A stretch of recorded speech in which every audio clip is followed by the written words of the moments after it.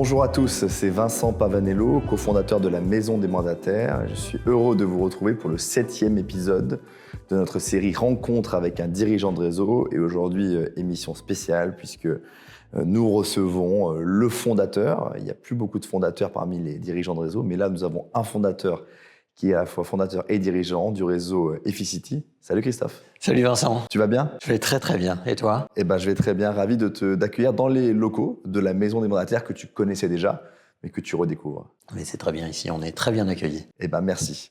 Ce que je te propose, c'est un entretien en 3 temps, que connaissent bien les gens qui nous suivent. D'abord, une partie sur le réseau Efficity, son historique, son actualité, et puis ses ambitions, son futur. Je sais que ses ambitions sont grandes. Une deuxième partie, peut-être plus intime, plus tournée sur ton parcours d'entrepreneur. Qu'est-ce que tu as appris au cours de ces quelques années, je ne veux pas te vieillir, mais d'entrepreneuriat, et comment tu essaies d'infuser les valeurs d'entrepreneur que tu as apprises au sein de ton réseau, au sein aussi du siège d'Efficity.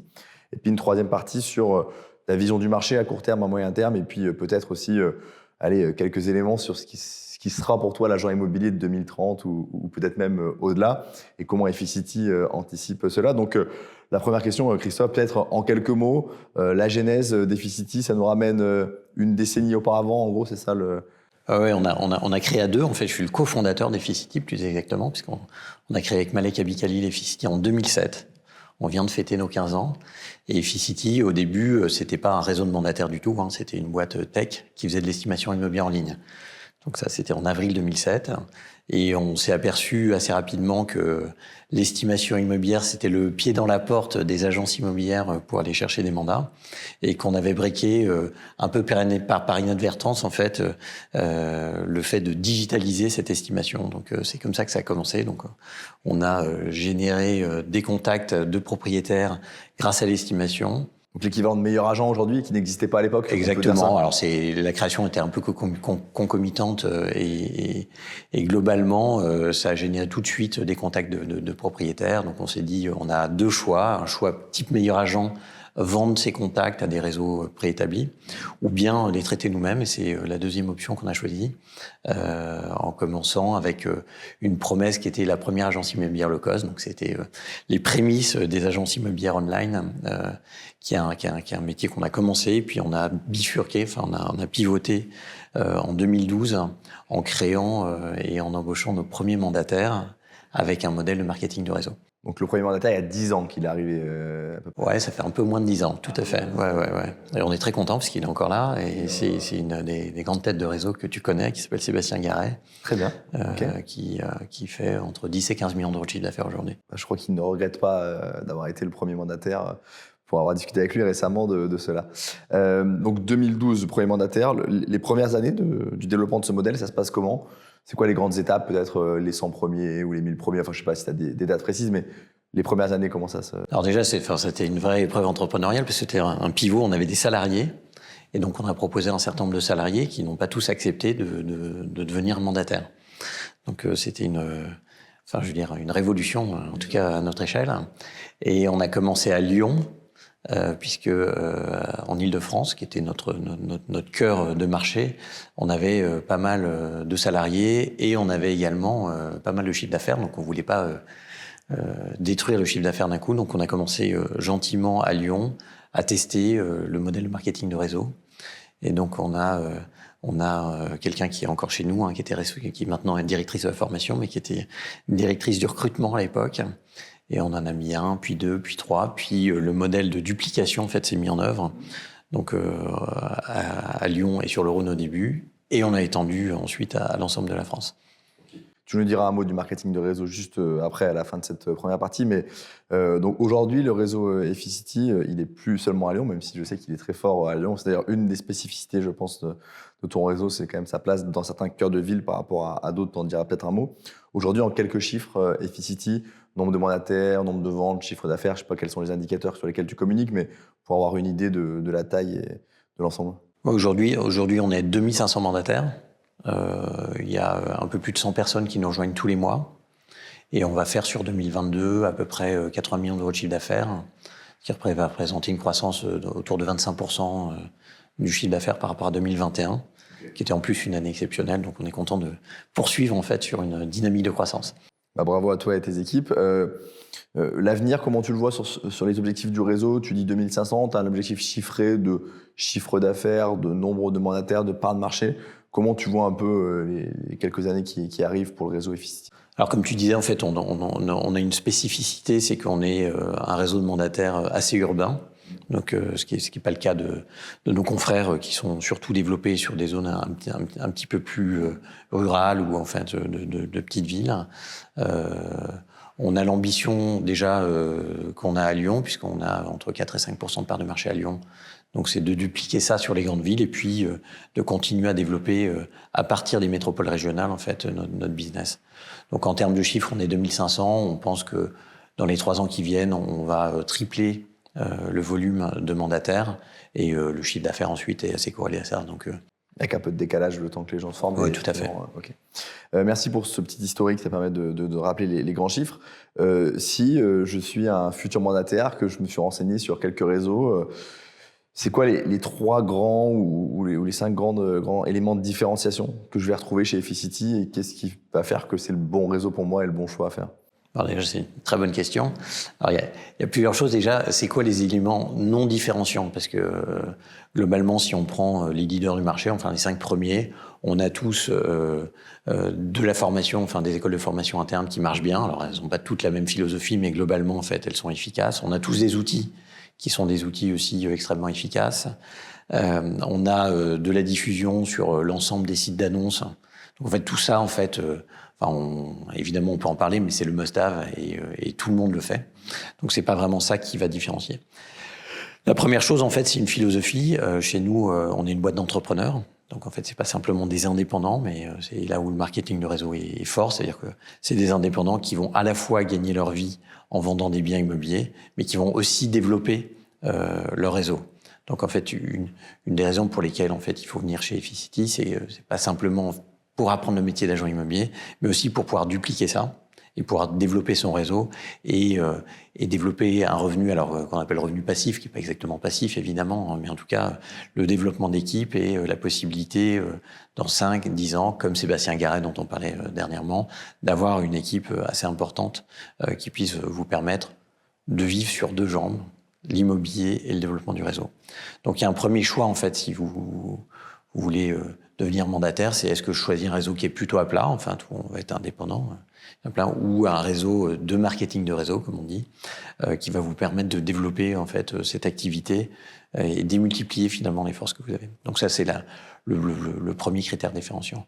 Le deuxième c'est lié à notre passé, enfin qui est aussi notre actualité, mais notre ADN qui est un ADN techno. En fait, on était une start-up tech au début, donc on pensait même, l'idée de développer un réseau de mandataires ou d'agents immobiliers, nous était même pas passé par la tête. Ce qu'on voulait faire, c'est voilà, on voulait faire de la tech.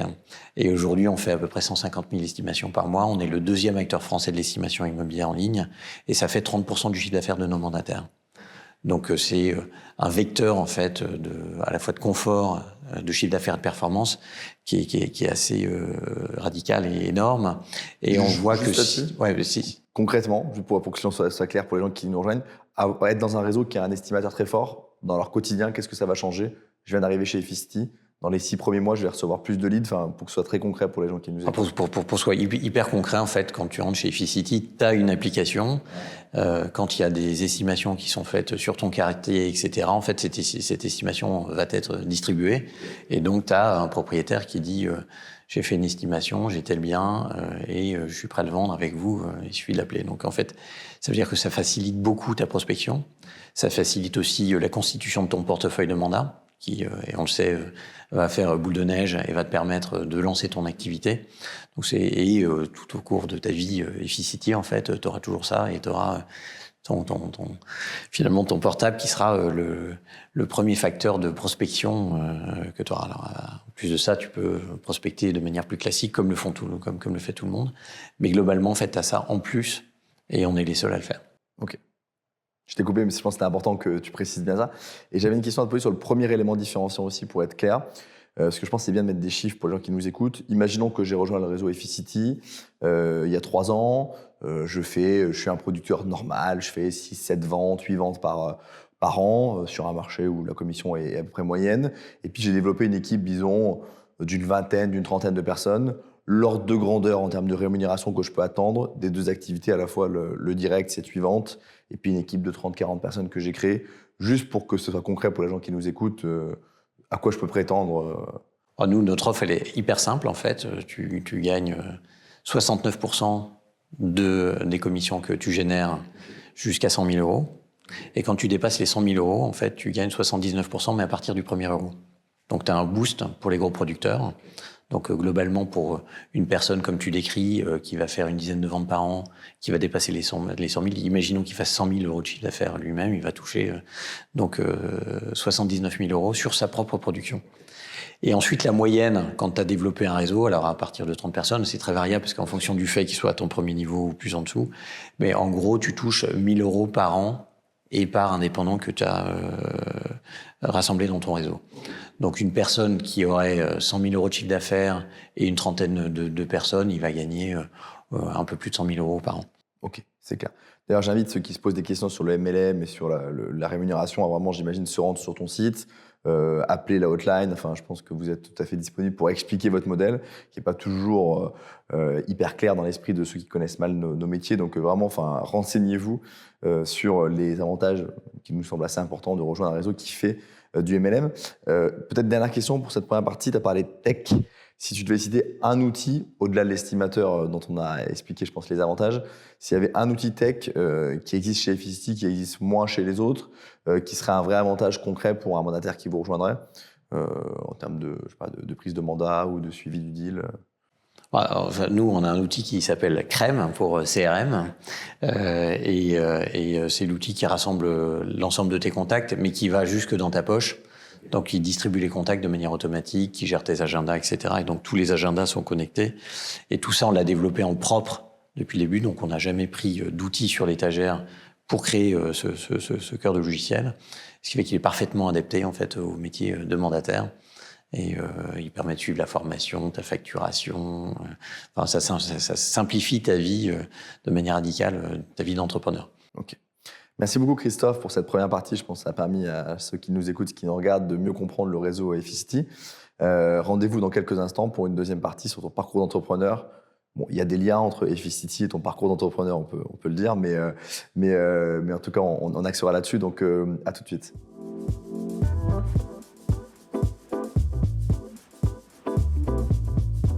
On est de retour avec Christophe Dupont-Avis dans cette émission Rencontre avec un dirigeant de réseau. De retour pour cette deuxième partie. Dans une première partie, tu nous as rappelé le fonctionnement du réseau Efficity, ses avantages, ses éléments différenciants.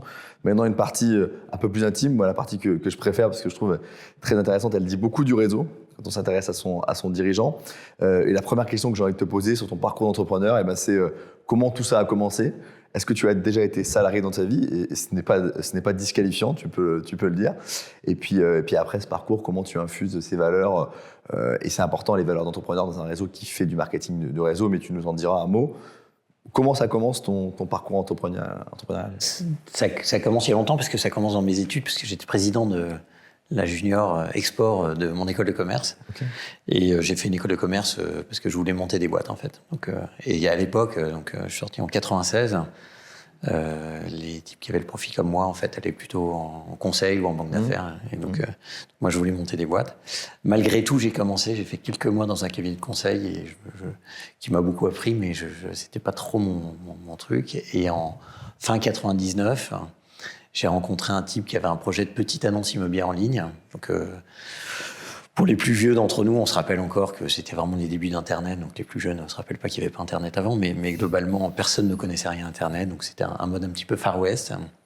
Et on a développé ImmoStreet, qui est devenu une très belle boîte, qui a fusionné avec SeLoger en 2002. Et alors, c'était une expérience fantastique. Moi, je pensais que j'allais travailler moins que dans le conseil, mais j'ai travaillé évidemment 2 fois plus. Et c'était une très belle expérience qui, m'a fait découvrir le milieu de l'immobilier et des agences immobilières. Deuxièmement, de la tech, des développeurs, de tout ce qu'on pouvait faire avec la technologie, mais également des limites, qui étaient à l'époque des limites de marché, puisque quand il y avait 10 internautes, on pouvait faire le plus possible du monde, ça n'avait pas beaucoup de trafic. Donc en fait, toute une stratégie à la fois de pivot, etc. Donc ça a été une très très belle boîte. Et j'ai rencontré à cette époque-là Malek, avec qui j'ai monté Efficity ensuite, qui était un de mes concurrents. Et qu'on a racheté en fait à l'époque. Donc ça fait 20 ans que je suis avec mon cofondateur et qu'on bosse ensemble. Donc ça c'était la première période et on a eu... Combien de personnes la boîte, enfin, peut-être pour te rappeler Écoute, on est passé de 2 à 200 personnes. Okay. Enfin c'était vraiment en mode start-up en 1 an et demi. Okay. Et après on est passé de 150 à 30 en 6 mois. Okay. Et en fait, on avait levé pas mal de fonds. Alors, c'était en francs à l'époque, en plus. Donc, ça avait de la gueule. On avait levé 120 millions de francs. Donc, c'était avant la bulle Internet? C'était, avant 2000, auprès du fonds de Bernard Arnault. OK. Donc, voilà, c'était une grande aventure. Et c'était une aventure où on a fait vraiment tous nos armes. Donc, c'était les débuts d'Internet. Donc, avec plein de gens connus, avec des hauts, des bas, c'est impressionnant. Donc, ça nous a forgé une carapace d'entrepreneurs, je pense, une capacité à pivoter, à se dire la vérité assez forte, qui est, à mon avis, une des forces qu'il faut avoir si on veut monter une boîte. Il faut savoir persévérer dans les idées qui marchent et abandonner celles qui ne marchent pas. Et je pense que c'est ce qu'on a fait aussi pas mal chez Efficity. Donc c'est ce que tu as appris, c'est la question que j'allais te poser, c'est du coup, quand tu lances Efficity, qu'est-ce que tu fais différemment ou qu'est-ce que tu as appris de ta première expérience? Tu as commencé à nous dire la capacité peut-être à trancher de manière plus nette entre les bonnes et les mauvaises idées, en tout cas entre ce dans quoi tu persévères et ce à quoi tu renonces. Est-ce qu'il y a d'autres choses que tu avais vraiment en tête quand tu as lancé Efficity que tu n'avais pas il y a 10 ans auparavant? Je pense qu'on se dit plein de trucs, on a l'impression d'avoir fait la synthèse à chaque fois, mais on apprend tous les jours. Mais globalement, s'il y avait un apprentissage, le premier, ça serait qu'on se fixe toujours des ambitions trop importantes à court terme. Et donc, on a toujours l'impression qu'en 1 an, on va devenir maître du monde, prendre 15% de part de marché. Mais ça n'arrive quasiment jamais.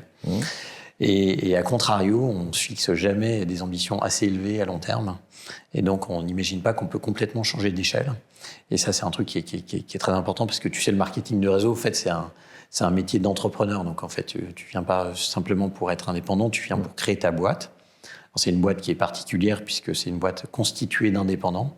Mais le réseau, si tu viens chez Efficity, le réseau que tu crées, c'est ton réseau. Tu peux le revendre d'ailleurs si tu veux partir d'Efficity à un moment. Donc tu le revends à un autre membre d'Efficity. Donc tu crées un réel actif comme tu le ferais dans une entreprise traditionnelle. Et tu as à la fois des revenus de ton actif. Donc c'est ton équipe qui travaille, qui fait tes ventes. Et donc c'est pas ton équipe, Efficity te rémunère à ce titre-là. Et aussi sur ta production personnelle. Donc c'est une vraie entreprise. C'est un vrai boulot de chef d'entreprise. Et évidemment, Efficity t'accompagne et te facilite la tâche, mais c'est une vraie entreprise que tu crées. Donc c'est très intéressant d'avoir été entrepreneur avec des hauts et des bas, parce que tous les entrepreneurs connaissent des hauts et des bas. On espère plus de hauts que de bas, mais en fait, les deux font partie de la vie d'entrepreneur. Et c'est finalement, c'est notre mission. Notre mission, c'est d'accompagner des apprentis entrepreneurs ou des entrepreneurs déjà chevronnés pour créer et développer leur business dans l'immobilier, avec à la fois une organisation spécifique et le marketing de réseau, et puis des technos, on en parlait tout à l'heure, notamment l'estimation, mais tout un environnement techno qui va te permettre en fait de faciliter ta vie au quotidien. Donc au moins deux choses que tu as retenues de ce parcours-là: trancher de manière plus nette et pas forcément persévérer quand les résultats sont pas là. Et puis deuxièmement, ce mix court terme, long terme, que j'aime beaucoup la façon dont tu en parles, parce que je pense que ça parle à beaucoup de gens qui nous regardent. Parfois on peut être déçu après 6 mois ou 9 mois dans un réseau de mandataires. Et toi, ce que tu dis, c'est on surestime, ou en tout cas on a des objectifs toujours trop élevés à court terme, mais en fait pas assez élevés à long terme, ou en tout cas on dépasse ces objectifs à long terme. Donc c'est un message d'espoir. Et puis, on a rencontré, comme tu le sais, des dizaines et des dizaines de mandataires. Et ce que tu racontes là, c'est quelque chose qu'on a beaucoup entendu, de gens qui étaient déçus après l'année 1, contents après l'année 2, et puis alors vraiment ravis après l'année 3. Donc, c'est intéressant que tu donnes cet exemple-là et cette image qui marche pour tous les entrepreneurs. Juste, je voudrais rebondir là-dessus parce que dans les qualités de l'entrepreneur, il y a clairement la résilience, quoi. Tu vois, il y a le fait de pouvoir se projeter sur l'avenir, parce que tu peux être salarié, tu es payé tous les mois, enfin, je veux dire, tout va bien, tu as la sécurité, mais tu changeras jamais d'échelle, à part cas particulier. Là, tu es vraiment, en fait, si tu crées une entreprise, c'est que tu as l'espoir, en fait, de changer ta vie, de changer d'échelle. C'est ce qu'on propose, nous, en fait. Donc, tout à l'heure, on parlait de la différenciation entre les différents modèles. Et je pense que là, on touche un point crucial de cette différenciation. Il y a des réseaux qui payent plus la production, tu vois, mais c'est une rémunération qui est plus court terme. Donc tu vends et t'es rémunéré direct. Chez nous, en fait, on distribue 91% de notre chiffre d'affaires, donc on distribue comme une part très importante de chiffre d'affaires, mais on l'équilibre entre la production et tes revenus de réseau.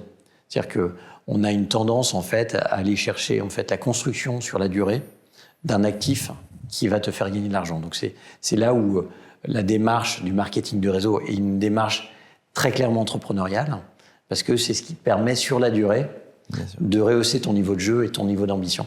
Ouais, c'est un pari long terme, mais notamment avec la capacité à vendre son fonds de commerce parce qu'on part à la retraite, parce qu'on veut faire autre chose. C'est un pari long terme qui peut être évidemment gagnant. On a rencontré quelques conseillers de ton réseau qui sont à la fois des gros producteurs et qui ont des grosses équipes. Et j'imagine que tous les gens qui arrivent chez Efficity ont en ligne de mire ces top performers. Moi, la question, c'est comment Efficity aide ces gens-là à grandir, d'abord à devenir des bons producteurs, puis à se dire, à avoir le déclic de je peux aussi recruter, animer, former, et puis je peux passer à l'échelle, le fameux changement d'échelle dont tu parlais. Au-delà des outils, sur la culture ou peut-être sur la formation, comment vous aidez ces gens-là à grandir d'un point de vue professionnel? Alors ça, c'est un point super intéressant parce que pour nous, ce qui est important, c'est ta capacité à dupliquer. Donc globalement, tu rentres chez Efficity, on va t'apprendre à devenir agent immobilier. Donc en gros, 90% des agents d'Efficity ne faisaient pas d'immobilier auparavant, donc c'est un nouveau métier, il faut l'apprendre. Et donc on a à la fois une structure de formation interne, mais aussi un système de coaching. Donc en fait, il y a quelqu'un, tu vas faire partie de l'équipe de quelqu'un qui va t'apprendre à devenir agent immobilier. Et cette personne-là, elle a eu le même parcours que toi. C'est-à-dire qu'elle est un peu en avance sur toi, mais globalement, elle a eu exactement le même parcours. Il y a quelqu'un d'autre qui lui a appris à devenir agent immobilier. Et c'est de la duplication parce qu'à partir du moment où tu es agent immobilier, on t'a donné cet apprentissage, en fait, tu vas redonner l'apprentissage à quelqu'un d'autre. Et la manière dont on accompagne en fait les entrepreneurs qui nous rejoignent, c'est ça en fait. C'est premier temps, j'apprends à devenir agent immobilier. Deuxième temps, j'apprends à d'autres personnes à devenir agent immobilier, qui elles-mêmes vont apprendre à d'autres personnes, qui elles-mêmes vont apprendre à d'autres personnes. Donc c'est là l'essence complète de notre réseau. C'est grâce à ça que les personnes qui sont à la première année, c'est dur parce que tu apprends. Je pense que tu as plein de doutes. Et c'est des doutes normaux d'entrepreneurs. Enfin, je veux dire, il n'y a pas de secret, en fait. Rome s'est pas battu un jour, donc c'est la même chose, en fait. Il faut apprendre un métier et on progresse en compétences. Et ça a des conséquences sur le chiffre d'affaires. Donc ça, c'est un point qui est vraiment important. Et une fois qu'on a appris ça, on va dupliquer. Donc on va continuer à performer sur la production, mais on va constituer progressivement un réseau qui va devenir un réseau important. Donc les personnes que tu as vues, qui ont... parfois, à terme, plusieurs centaines de personnes dans le réseau sont tout à fait dans cette lignée-là. Exactement. Et est-ce que pour toi, il y a une différence entre être fondateur d'une boîte que tu diriges, ce qui est ton cas, ou alors d'être dirigeant, et ça n'a rien de péjoratif, mais sans être fondateur et sans être aux manettes et sans être actionnaire, ça te donne quoi comme liberté en plus dans ta conduite quotidienne d'Efficity, d'en être à la fois un des actionnaires importants, le fondateur et le dirigeant par rapport à des réseaux qui se sont institutionnalisés avec des salariés qui en sont maintenant à la manette? Ça a des avantages et des inconvénients, probablement. Nous, Efficity, c'est un peu notre bébé, donc tu vois, c'est l'entreprise de notre vie. On est super heureux tous les matins de venir bosser et d'aider des entrepreneurs. Je pense qu'en fait, si on n'était pas une boîte d'entrepreneurs, il y aurait peut-être une petite lassitude, mais globalement, on discute avec notre réseau entre pairs. Donc on apprend à des gens à faire ce qu'on aime faire, quoi. Donc c'est vraiment un truc, c'est canon, quoi. Enfin, je souhaite ça à tout le monde. Après, je sais pas, je vois mes concurrents avec des salariés qui sont très performants et très sympas, hein, donc j'ai pas de sujet. C'est juste peut-être un état d'esprit chez nous. On a un investisseur, enfin un actionnaire qui est un actionnaire stable, industriel, qui est Foncia, qui nous aide, qui nous apporte des choses aussi sur notre business. Donc on est une entreprise un peu particulière en fait du secteur. Mais je pense que ça a des avantages et des inconvénients. Nous, on y trouve plus d'avantages que d'inconvénients, donc c'est pour ça qu'on est dans cet état d'esprit. Merci pour cet élément. Dernière question de cette deuxième partie. S'il y avait un entrepreneur, français ou étranger, vivant ou non, qui t'a inspiré et dont tu te dis, tiens, pour les gens qui vont nous regarder, nous écouter, vous auriez intérêt à creuser, à vous intéresser à ce personnage, pour les valeurs qu'il véhicule, ce serait lequel? Tu as le droit à une réponse ou deux si vraiment c'est trop difficile. Ouais, non, mais c'est difficile de choisir parce qu'évidemment, en tant qu'entrepreneur, je m'inspire de beaucoup d'entrepreneurs. Mais s'il fallait en choisir un, je prendrais quelqu'un comme Marc Simoncini, donc fondateur de Mythique, qui a eu une première expérience dans des boîtes qui ont eu des très hauts, des très bas, qui a réussi un deuxième projet qui a été un projet fantastique, mythique, et qui aujourd'hui redistribue finalement sa réussite, parce que c'est un des business angels les plus actifs du marché. Il a toujours été hyper bienveillant avec tous les entrepreneurs qu'il croisait. Donc c'est à la fois quelqu'un qui a beaucoup reçu, qui a payé de sa personne en fait pour réussir, et qui aujourd'hui redistribue, enfin redonne ce qu'on lui a donné. Donc c'est un bon exemple. En plus, il est français et il est sympa, donc voilà. Donc ça en fait quelqu'un de très sympathique. Simoncini, vous pouvez taper son nom sur YouTube. Il y a vraiment plein de vidéos. Et c'est marrant que tu aies choisi quelqu'un qui avait eu effectivement des hauts et des bas, en tout cas dans le business. Et je préfère ce type de réponse que des entrepreneurs qui, même si souvent c'est un peu romancé, qu'à Linéaire, à la Bernard Arnault, où tout ce qu'ils ont touché s'est transformé en or. Ça peut exister. C'est quand même assez rare. Et la majorité du genre, elle ressemble plus effectivement à ton parcours, tu en as parlé, et puis à celui de Marc Simoncini. Ouais, ça, faut quand même souligner ça, en fait, être entrepreneur, parce qu'en ce moment, en fait, en France, les entrepreneurs, on imagine, c'est des méchants patrons qui gagnent plein d'argent. La plupart des entrepreneurs, c'est des gens qui ont construit leur boîte peu à peu. Ça a pris du temps. Il y a eu en gros, il y a 80% d'échecs, 20% de succès, donc il faut que les succès soient plus élevés que les échecs, mais globalement, c'est une vie qui est une vie passionnante, trépidante, grisante, parce qu'on fait plein de choses et on s'ennuie jamais. Mais c'est quand même des parcours qui sont des parcours où il y a un engagement personnel assez fort et on n'est jamais sûr de réussir. Et d'ailleurs, dans nos réseaux, il y a à la fois des gens qui réussissent et des gens qui réussissent pas. Il faut être très clair dessus et très objectif dessus. Et souvent, en fait, entre la personne qui fait 600 000 € de chiffre ou celle qui fait 0, ils ont les mêmes outils, les mêmes chances de réussite au départ. Et donc, il y a l'engagement personnel, la capacité à renoncer à certaines idées qui marchent ou qui ne marchent pas, à amplifier et à travailler sur ses qualités qui sont hyper importantes dans le fait que tu vas réussir ou pas réussir à la fin. Merci pour ce rappel. C'est bien parce qu'on pense qu'entre celui qui fait 600 000 et celui qui fait 0, on a les mêmes outils, à peu près la même expertise, et simplement c'est une différence, beaucoup de mindset, qu'on a lancé cette série dans la tête d'un top vendeur que tu connais et où on essaye vraiment de comprendre concrètement quels sont les ressorts. Donc merci pour ce rappel. On se retrouve dans une troisième partie dans quelques instants sur ta vision du marché immobilier. Ça intéresse aussi beaucoup les gens qui nous regardent. Et puis quelques éléments sur l'agent immobilier de demain ou d'après-demain ou d'après-après-demain. Une question facile pour toi qui est un visionnaire. À tout de suite.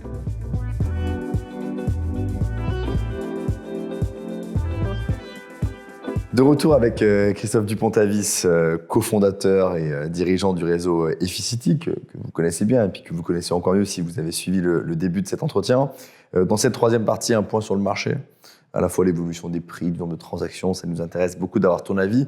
Aussi peut-être un mot sur est-ce que les mandataires ont encore des parts de marché à prendre. Enfin, je sais que c'est un sujet qui te tient à cœur. Et puis dans une deuxième sous-partie, ta vision de ce que sera le mandataire immobilier, l'agent immobilier dans 10 ans. Et comment tu fais en sorte qu'Efficity, dans 10 ans, soit le bon réseau pour aider ces agents à grandir et à prospérer à long terme. Donc d'abord sur le marché, on fait cette interview en mai 2022. On sort d'une année 2021 exceptionnelle. Début d'année où on sent que les choses sont un petit peu moins favorables, même si elles restent bonnes. Ton analyse de la situation à court terme et puis un peu sur l'année 2022.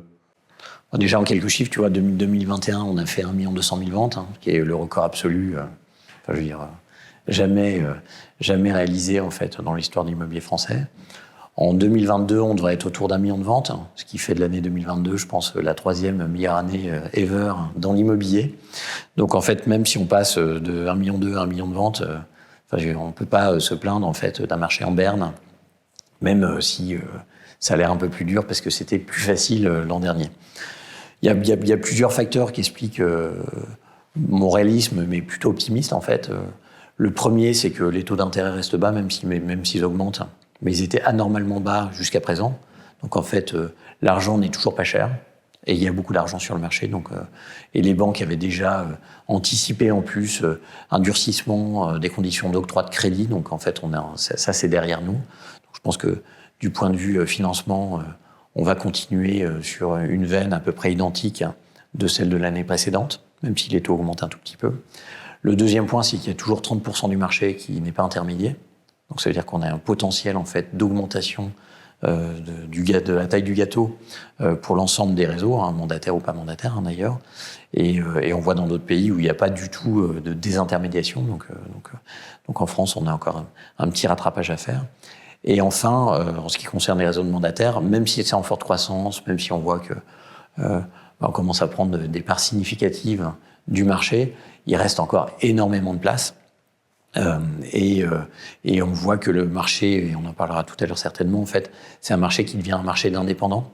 Et donc, on est à la fois sur un marché avec une forte résilience, des fondamentaux assez forts, et en plus, en fait, une traction qui dépasse l'immobilier, hein, je dirais, parce que l'attraction du travail non salarié est très forte, et ça dépasse complètement l'immobilier, mais c'est particulièrement bien adapté à l'immobilier. Donc, je pense que pour les personnes qui rentrent aujourd'hui en tant que mandataires sur le marché de l'immobilier, il y a encore des très très belles années devant, même si, comparé à l'année 2021, il va falloir travailler un peu plus, quoi.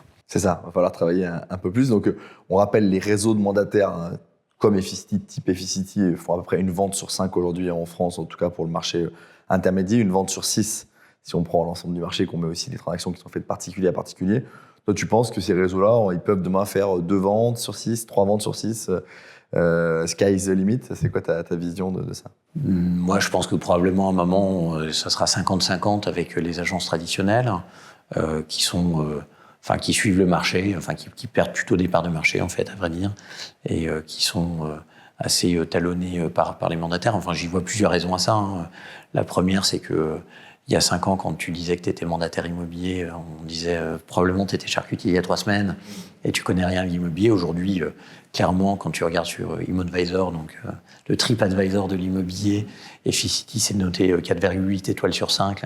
Donc on voit bien que les clients ont plébiscite ce modèle et que donc il y a plus de question de crédibilité par rapport aux clients finaux.